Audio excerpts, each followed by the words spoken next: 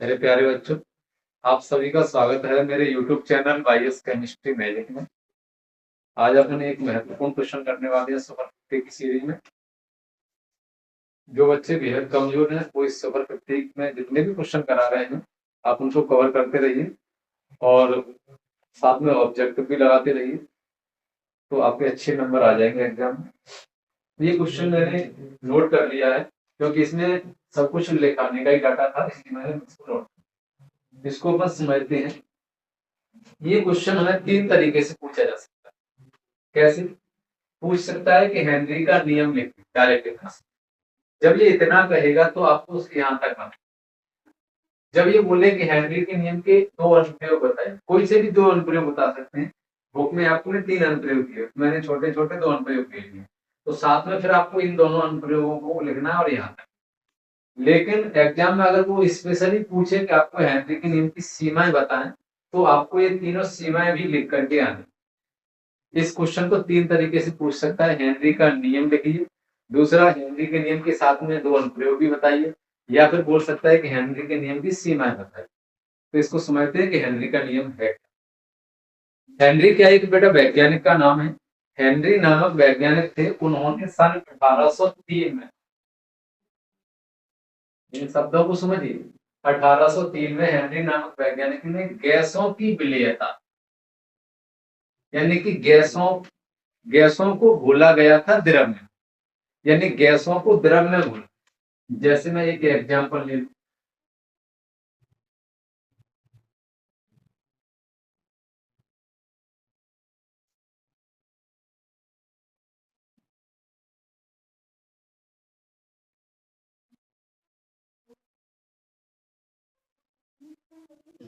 देखो बेटा यहाँ पे समझा रहा हूँ।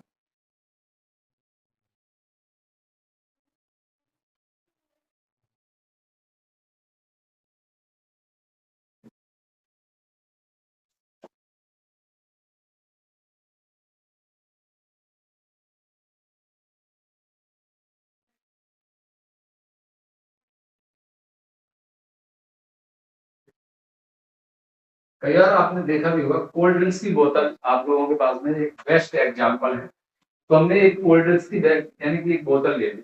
आप पेप्सी, कोको कोला वगैरह कोई भी एक एग्जांपल इसका ले सकते हो। तो देखो इस वाले एग्जांपल से आप समझ सकते हो। तो यहाँ पर क्या बताया कि गैसों की विलेयता, यानी कि गैसों को घोला गया। किसमें घोला गया है? द्रव में। तो यानी कि आप सभी को पता है कि कोल्ड ड्रिंक्स की बोतल में इसमें क्या भरा रहता है? द्रव। क्या भरा रहेगा? द्रव। और इस ढक्कन को खोल करके, यानी इस द्रव के अंदर, यानी कि गैसों को घोला जाता है। गैसों को घोला गया है तो इसमें दाब अपन को अधिक लगाना पड़ेगा। तो गैस यानी गैसों की विलेयता पर दाब के प्रभाव, यानी कि अपन ऊपर से क्या लगा रहे हैं? गैसों को घोल रहे हैं, लेकिन गैस अपने आप को घुलेगी नहीं। तो गैस को हमको प्रेशराइज करना पड़ेगा, यानी इन गैसों को अपन दाब के रूप में इन पर लगाएंगे दाब। और जैसे इसमें दाब लगाएंगे तो इस द्रव के अंदर, इस द्रव में बेटा गैसें भी आकर के इसमें घुलने लगे। इसमें हमने ये गैसों के अणु में, गैसों के मॉलिक्यूल्स इस द्रव में आकर के घुल जाएं और फिर हम इसका लगा देते हैं ढक्कन, इसको पैक कर देते, ऐसा कर देते। ये हमारे पास में एक एग्जाम्पल भी है शीतल पेय पदार्थों के निर्माण। तो देखो क्या कहा गया कि सन 1803 में हेनरी नामक वैज्ञानिक ने गैसों की विलेयता, यानी इन गैसों को अपन इसमें घोल रहे हैं उसको बोलते हैं विलेयता। तो गैसों की विलेयता पर दाब के प्रभाव को, दाब लगा रहे हैं तब इसमें घुल रहे हैं, दाब के प्रभाव को समझाने के लिए, व्यक्त करने के लिए इस नियम का प्रतिपादन किया या इस नियम को दिया। और इसी नियम को हम बोलते हैं हेनरी का नियम। क्योंकि हेनरी नामक वैज्ञानिक ने दिया था, इसलिए हम इसको बोलते हैं हेनरी का नियम। अब यानी इसमें एक कंडीशन है, वो कंडीशन क्या है? देखिए, इस नियम के अनुसार टेम्परेचर कैसा रखना है बेटा? स्थिर। तापमान कैसा रखना है? स्थिर। तो स्थिर ताप पर ये पूरी प्रोसेस करा। तो स्थिर ताप पर विलेय गैस पदार्थ की मात्रा, यानी विलेय गैस पदार्थ माने की चलिए ये गैसों के अणु, ये विलेय गैस पदार्थ की मात्रा यानी कि स्मॉल एम किससे प्रदर्शित किया गया है? विलेय गैस पदार्थ की मात्रा को प्रदर्शित किया गया बेटा स्मॉल एम। और यहाँ पर जो दाब लगा रहे हैं यानी दाब को डिनोटेड किया गया है P से। ये कैसा होता है, इसके समानुपाती होता है। मतलब ये कहने का कि अगर हम दाब ज्यादा लगाएंगे तो इसमें गैसों के अणु ज्यादा घुलेंगे, अगर दाब कम लगाएंगे तो इस द्रव में गैसों के अणु कम। तो यही बोला कि स्थिर ताप पर विलेय गैस पदार्थ की मात्रा यानी कि स्मॉल एम उस गैस के दाब यानी कि दाब यानी कि P इसके कैसा है बेटा ये समानुपाती। इसी चीज को हमने यहाँ पे नोट कर दिया है, अर्थात विलेय गैस पदार्थ की मात्रा यानी कि ये स्मॉल एम समानुपाती का रेशम और ये दाब यानी कि P ये रहा P ये कैसा है समानुपाती।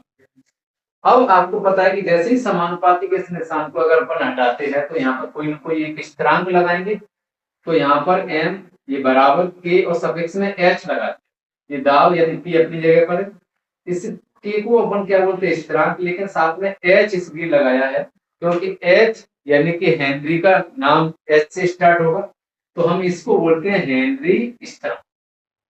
h का मीन से हेनरी और k का मीन से स्थिरांक। तो हम kh को किससे प्रदर्शित करेंगे, kh का नाम क्या हो जाएगा हेनरी स्थिरांक। h का मीन्स होता है हेनरी और इस k का मीन्स हो गया स्थिरांक। तो हम kh को बोलेंगे हेनरी स्थिरांक। अब इसी वाले नियम की कुछ सीमाएं अनुप्रयोग है। तो इसका जो अनुप्रयोग है 3 अनुप्रयोग आपकी बुक में मिलेंगे 12th क्लास में। तो आपको कोई भी 2 अनुप्रयोग पूछे जाए तो मैंने 2 यहाँ पर अनुप्रयोग ले लिए हैं। तो पहला अनुप्रयोग देखो बेटा, शीतल पेय पदार्थों के निर्माण। शीतल पेय पदार्थों का मतलब कि ऐसे पीने वाले पदार्थ जिनका इस्तेमाल हम ठंडा करके पीने के लिए करते हैं। जैसे फॉर एग्जाम्पल कोल्ड ड्रिंक्स की बोतल, ये बेस्ट एग्जाम्पल। जितने भी कोल्ड ड्रिंक्स की बोतल हैं उन सभी बोतलों को क्या करते हैं कार्बन डाइऑक्साइड उसमें भरते हैं। तो इसमें ये जो गैस है, गैस कौन सी भरी है बेटा हमने यहाँ पर carbon dioxide. Carbon dioxide gas देखो सोडा वाटर बनाते समय, सोडा वाटर यानी कोल्ड ड्रिंक वर्ड है ना, यानी जैसे Pepsi Coca Cola Thums Up जितने भी कोल्ड ड्रिंक्स हैं सब एक शब्द में कंप्लीट हो जाती है सोडा वाटर। तो सोडा वाटर बनाते समय यानी कि ठंडा, इसको अपन ठंडा करें तो इसमें ठंडे जल के साथ में क्या भरेंगे कार्बन डाइऑक्साइड गैस को इसमें भरेंगे। कार्बन डाइऑक्साइड गैस को इसमें भर करके लेकिन भरेंगे तो साथ में अपन को दाब लगाना पड़ता है, वो भी कैसा अधिक अधिक दाब लगा करके हम इन बोतलों में भर देते हैं और इन बोतलों को कर देते हैं बंद। मतलब क्या कहने का, इसमें द्रव पदार्थ है और इस द्रव के अंदर हमने गैस को घोल दिया। क्या किया है, इसमें हमने द्रव पदार्थ है, द्रव पदार्थ के अंदर हमने गैस के अणुओं को यानी कार्बन डाइऑक्साइड को इसके अंदर घोल दिया। जैसे हमने इसको घोल दिया इसको कर दिया।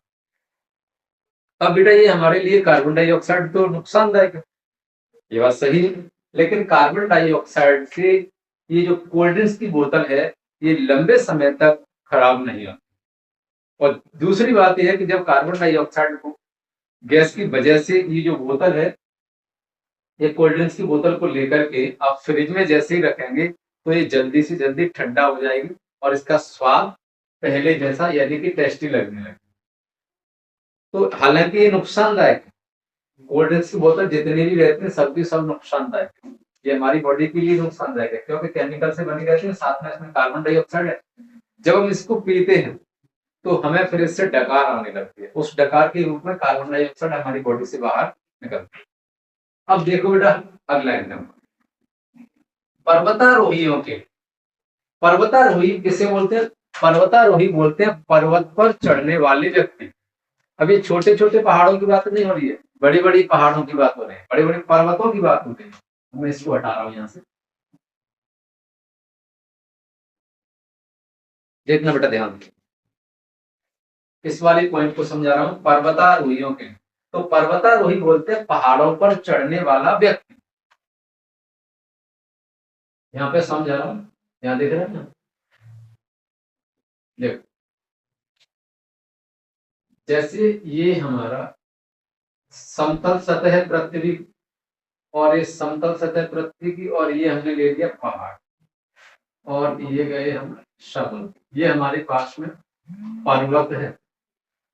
ये पृथ्वी की सामान्य सतह है और ये है समुद्र।